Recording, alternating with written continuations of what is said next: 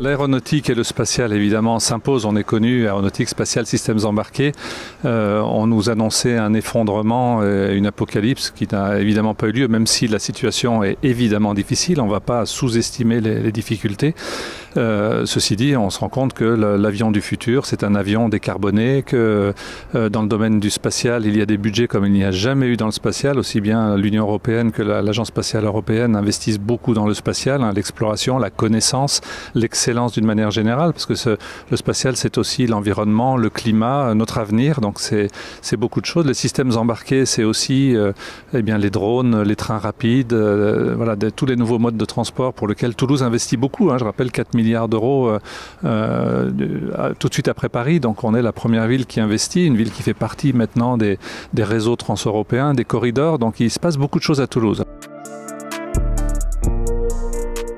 La santé, qui était un axe il y a déjà quelques années de diversification, ça devient réalité en termes de nombre d'emplois aujourd'hui. Grâce à Evotech, on va avoir sur l'Oncopole un site de bioproduction. Donc on passe du champ de la R&D au champ de la production et on sait à quel point c'est pourvoyeur d'emplois. Donc ces entreprises sont véritablement des entreprises qui vont créer dans les 3-4 ans qui viennent, chacune de l'ordre d'une cinquantaine d'emplois, en plus des 150 à 200 emplois que va créer Evotech. À Toulouse, bien 70% de l'activité du tourisme à Toulouse, c'est le tourisme d'affaires. Les hommes d'affaires qui se déplacent, qui vont à l'hôtel, qui montent des congrès, des réunions, des rencontres, des événements pour incentiver leurs équipes. Donc là, évidemment, moins de voyages, une activité économique à tonnes. Donc pendant un an, c'est vrai que le tourisme d'affaires et tous les filières de l'événementiel ont souffert comme il n'est pas permis de souffrir. Voilà. Donc là, on est en train de travailler avec tous les acteurs économiques du territoire pour imaginer ce que va être maintenant les déplacements, ce que vont être les déplacements économiques.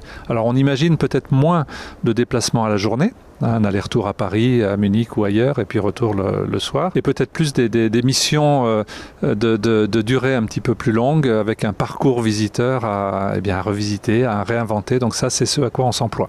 Première chose. Et deuxième chose, le tourisme de loisirs, qui n'est pas Toulouse n'est pas une destination évidente pour passer des vacances. Eh bien là, on essaye d'inventer, enfin, c'est pas qu'on essaye, on invente, parce qu'on l'a vécu l'été dernier, en créant plein de micro-événements dans le centre-ville, le soir, dans la journée, en rendant les espaces aquatiques, la Garonne, le canal, les petits lacs qu'on a autour, les fontaines, etc. Eh bien, Toulouse, c'est une ville de fraîcheur, c'est une ville de nature, c'est une ville de convivialité où on peut venir s'installer une semaine et puis rayonner en Haute-Garonne, en Occitanie.